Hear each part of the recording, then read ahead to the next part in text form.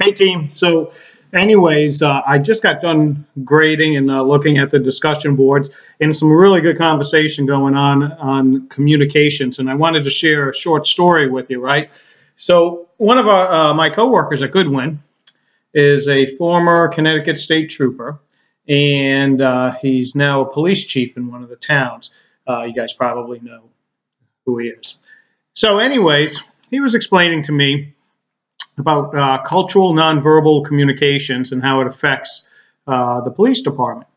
And so every year, the town police departments and the state police get a report on traffic violations as it relates to ethnicity and nationality. So basically, the report they get is how many African Americans or Hispanic Americans they pull, or Asian Americans that a specific state trooper or town or municipality pulled over, and what was the result of that traffic violation. Did they get a warning? Did they get a ticket?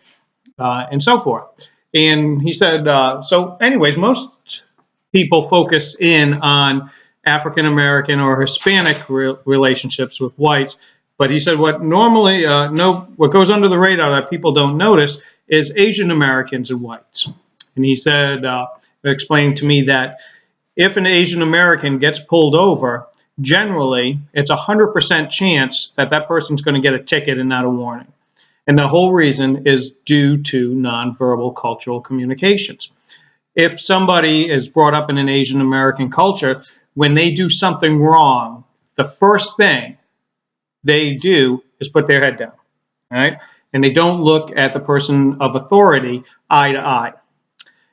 If the police officer happens to be Caucasian, that interpretation right there is an admission of guilt in that culture. You are not looking at me eye to eye. You are not wanting to discuss this. Therefore, here is your ticket. And so this is, I thought, was a great example to share with you guys on nonverbal cultural communication and how it affects all of us. Okay, so keep up the good work. Dave out.